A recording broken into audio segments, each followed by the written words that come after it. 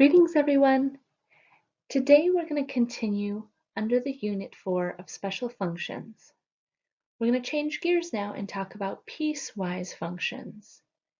Make sure you have your notebook. A calculator might be helpful, and of course a writing utensil. Our goal is that given a piecewise function, you can evaluate for a specific x value.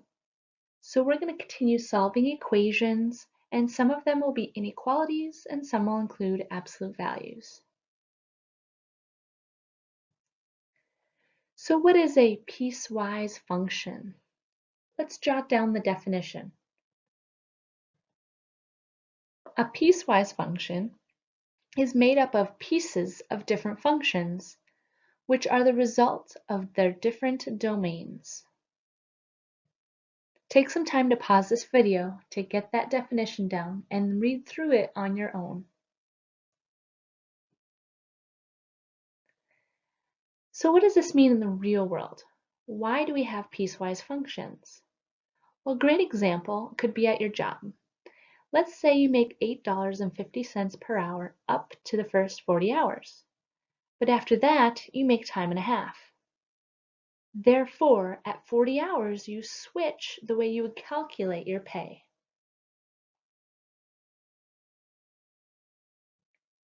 So, for your regular week up to 40 hours, you would make $8.50 times the amount of hours.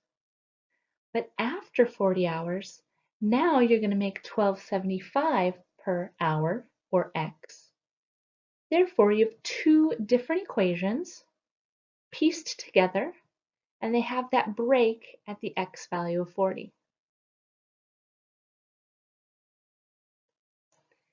Let's take a look at how we would use math notation to document this real-life situation. We have our two equations, $8.50 times number of hours worked, and we have $12.75 times number of hours worked. Notice I've got a bracket to contain all of my equations and say they're all equal to y. Y is the same as saying f of x. So you're going to see both notations there. We also have commas followed by our domain, meaning when do I use what equation? Well, it depends what x value I'm given. Now, if I was to write these domains as they are, this one would be negative infinity to 40 with the bracket on 40, and infinities always get parentheses.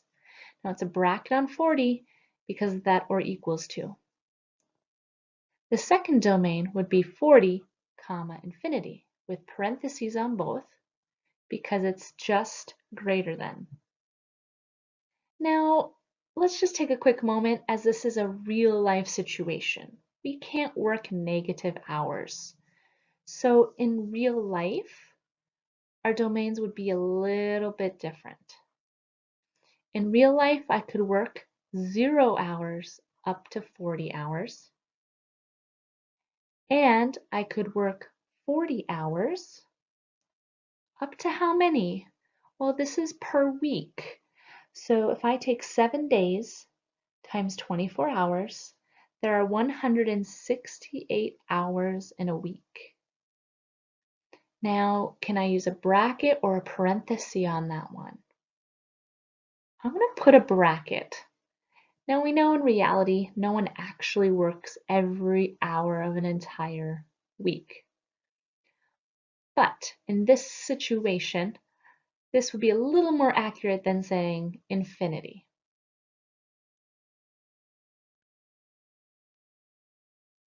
Let's write down this example. Now this example is strictly mathematical. There's no real world situation, so we can include our infinities. Let's take a look at the first function. We use this function if x is less than 3. So let's write that as interval notation. They're saying that if x is between negative infinity all the way till 3, both of those would have parentheses. Our second function is given here. It's a linear function.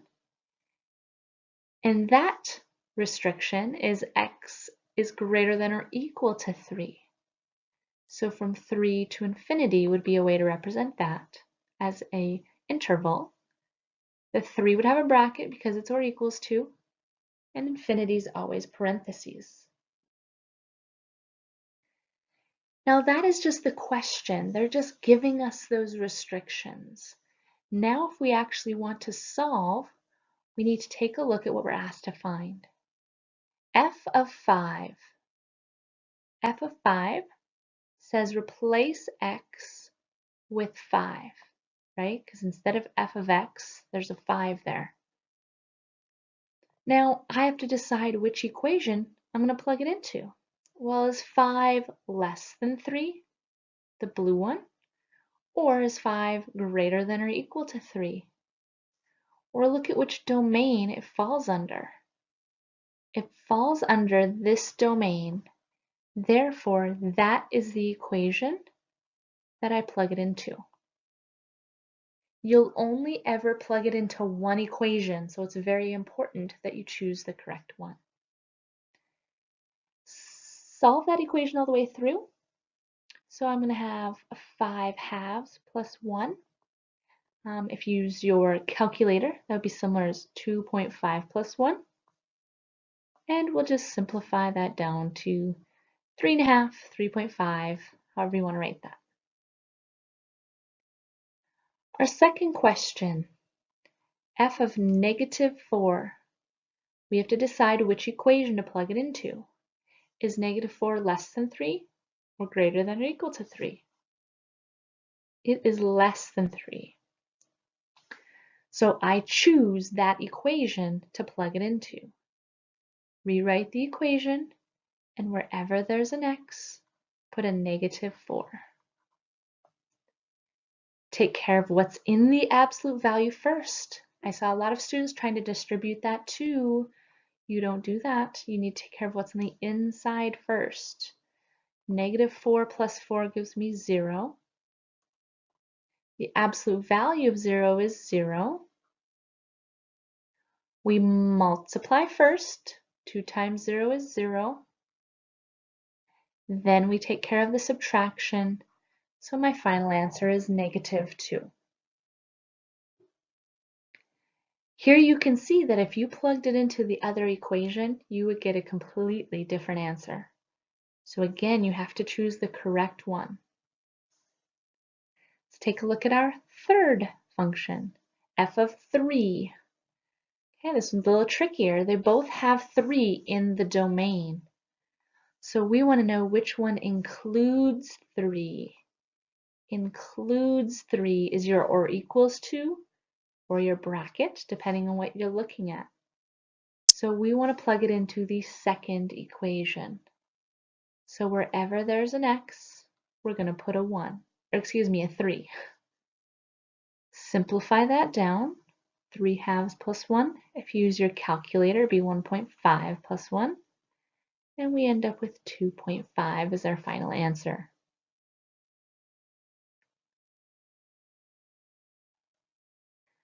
Let's take some time to look at another example. Here's an example where we are given 3 functions.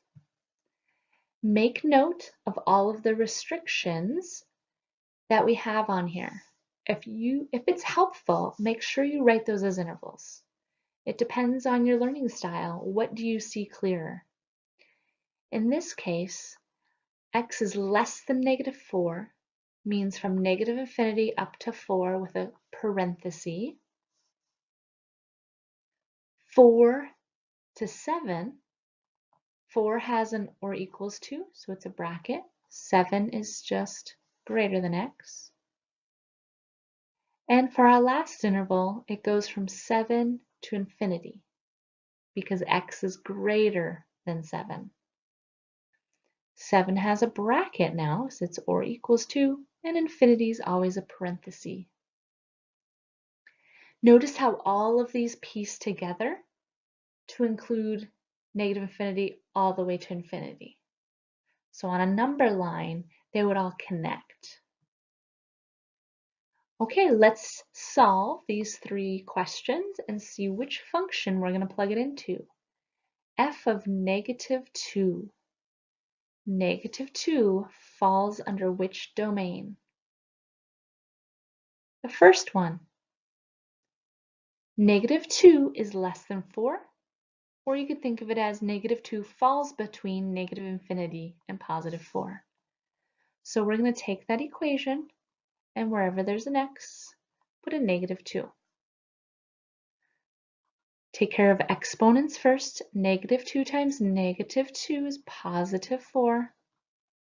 Take care of multiplying next. Then take care of adding. Be careful, if you just plug in -2 squared into your calculator, it might not square the negative. So mental math is almost a better option here. Okay, our second function, f of 8. Let's decide where that falls. 8 is greater than 7. 8 falls between 7 and infinity. So if I write down that equation, it just says 3. There's nowhere to plug in 8 for an x value. These are the easy ones. That means your answer is just 3. You don't have to solve if there's no x values. Makes it nice and easy. Our third is f of 4. Well, if I look at my domains, I have 2 4s, but I want the one that is included. Therefore, I use my second equation. Wherever there's an x, I'm going to put a 4. Multiply first. Now, because this is a repeating fraction, a repeating decimal, don't write it as a decimal. Leave it as 16 2/3. You can leave it as improper or mixed fraction, but leave it as a fraction no matter what. So not too bad. Again, the key point here is choosing which equation to plug it into. Now we're dealing with functions that are only represented graphically. If you can, pause this video and do a little quick sketch of this on your notes. This time, we don't have an equation to plug it into. So here's how I approach these questions. The first one says f of -6. What that means is when x is -6, what is my y value? So what I do is I like to look at x equals -6 and draw a little line there. And then I want to know, where does a value exist on that line? And in this case, there's a value right here. And that y value is 5. So if you're doing this on your paper, you could actually fold the edge of your paper over and line it up with -6, draw a dot where you cross a line, and then see what that y value is. Our second is f of 1. So I want to fold my paper or draw a line on x equals 1. And I want to know, where does a value exist on that line? Well, I've got two options here. I have an open circle and a closed circle. So where does the value exist? On the closed circle. So my y value is 3 because I'm going to use that top closed circle. All right, let's try one more. F of -1 on the x-axis at -1. I'm going to draw a line. And I want to know, where do I have a value that exists on that line? And I cross a graph right here. And that y value is 7. So I cross the graph at 7. If you take a look, these are also like points. So we're not going to write it this way, but it's like I have negative 6 comma 5. It's like I have 1 comma 3. And I have negative 1 comma 7. Now I'm just writing it this way as this is a way you could check your work. Meaning those points should exist on the graph.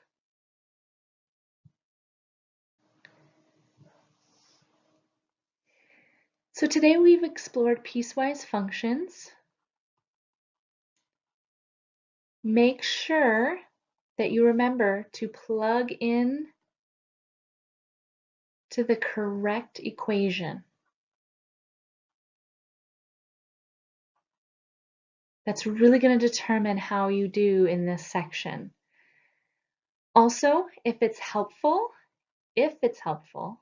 so this is up to you, write domain as an interval.